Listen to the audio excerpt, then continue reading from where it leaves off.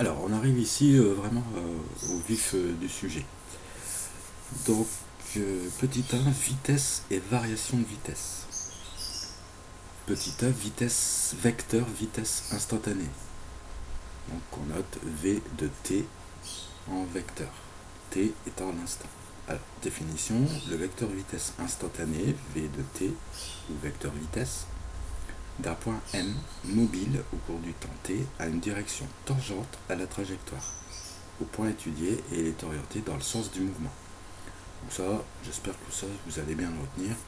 Vous avez donc la trajectoire et on me trace la tangente, d'accord. Donc ça donne la direction du vecteur vitesse. Le sens, il a le sens du mouvement. Et la norme, eh bien en fait ça se calcule et forcément ça se dessine avec une échelle. Il faut toujours définir une échelle, comme on avait vu dans l'activité précédente. Le mouvement de M peut être connu en enregistrant ses positions successives M de t à intervalles de temps delta t égaux et petits. C'est donc ce qu'on appelle des chronophotographies. Donc en voici une ici pour un coureur de haie. Donc il suffirait de prendre un point fixe, par exemple on pourrait prendre le milieu de la tête. Vous verrez qu'on a, finalement on dessinerait, on pointerait, ce sont des logiciels pointeurs. Voilà, on aurait exactement la tête là. Et on a donc, première chose, un renseignement sur la trajectoire et ensuite des renseignements sur la vitesse. Donc ici par exemple, ici on a des balles qui rebondissent. À chaque point correspond à des intervalles de temps égaux. Voilà. C'est ça qu'il faut bien comprendre. Delta t égaux et petit. Le vecteur vitesse instantanée v de t peut alors se construire approximativement comme la vitesse moyenne entre deux points proches en utilisant l'une des méthodes suivantes. Donc là, je vais rappeler un petit peu comment on peut mesurer le vecteur vitesse, par exemple, en ce point-là. Enfin, ce tout petit point-là, ici, avec celui-là et celui-là. Alors, comment trouver la vitesse instantanée d'un point M qui est ici? Alors, d'après ce qu'on a vu précédemment, on sait que la vitesse instantanée, ça peut être finalement calculé grâce à une vitesse moyenne à condition de prendre des delta t très courts. Donc c'est toujours ce qu'on va faire, on va calculer une vitesse moyenne entre différents points. Alors 3 méthodes, parce qu'il y a 3 façons vraiment de faire. Et en fonction de nos points, en fait, on verra. Donc première méthode, vitesse moyenne entre le point d'avant et le point d'après. Donc vous prenez ce point-là, c'est le point où on veut tracer le vecteur vitesse instantané. On prend le point d'avant, le point d'après, qu'on note ici m de t moins delta t. Delta t, c'est la durée qui sépare deux positions successives. Et ici, m de t plus delta t. Donc on va juste faire la vitesse moyenne entre ce déplacement-là. Donc on a le vecteur déplacement du point d'avant au point d'après, divisé, attention, par 2 fois delta t. Ah oui, il y a delta t ici et delta t ici. On est passé du point d'avant au point d'après.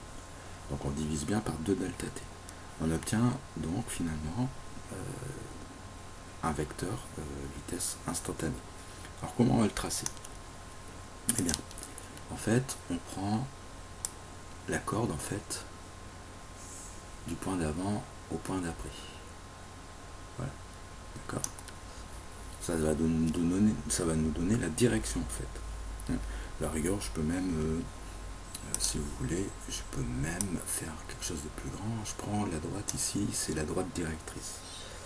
Ensuite, on va juste faire une parallèle, voilà, qui passe par le point M.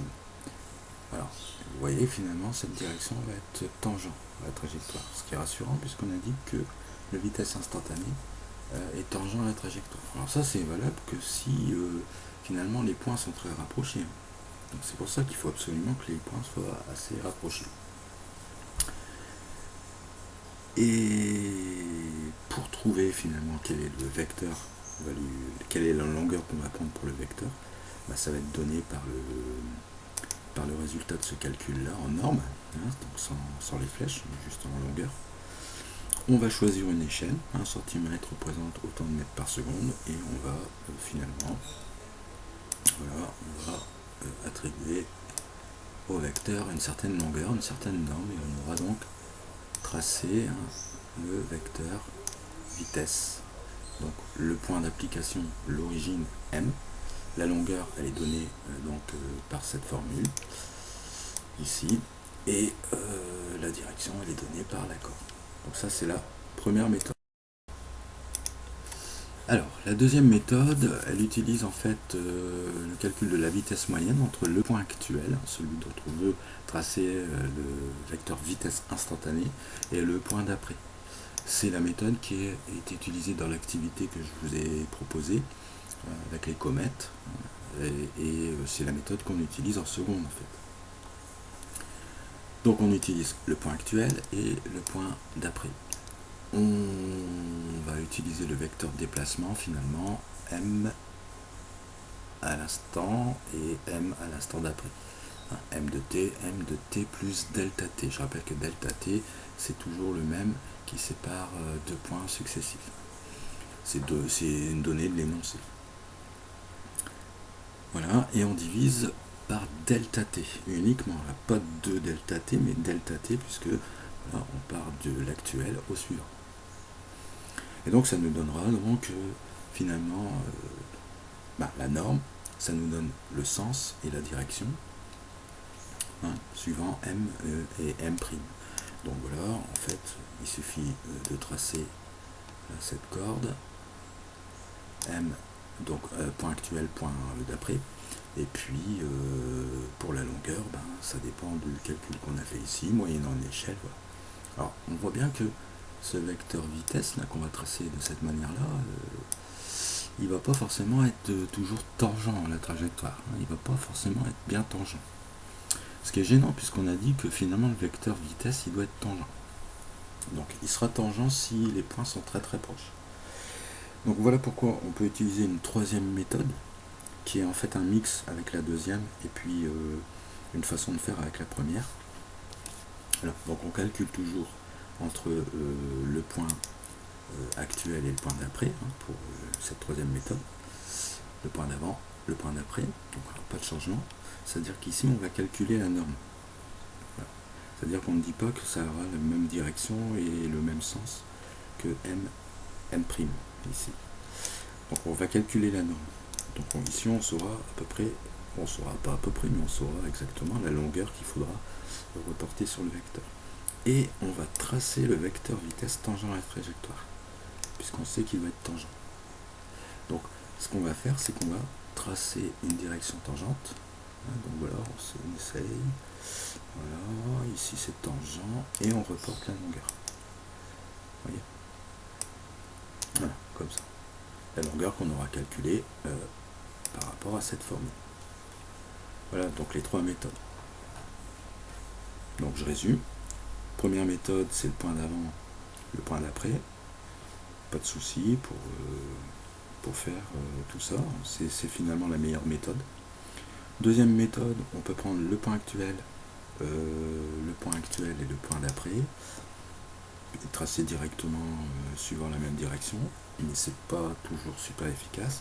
Et troisième méthode, on peut utiliser finalement ce calcul là, mais on trace à la façon de la première, tangent. Voilà. Donc voilà, ici la première méthode donne souvent un meilleur résultat que la deuxième pour la direction et la norme, mais est plus fastidieuse. Bon, cela dit, ça va. On n'oublie pas que pour représenter le vecteur vitesse en un point, il faut donner une échelle de représentation de la vitesse. Je crois que j'ai bien insisté là-dessus.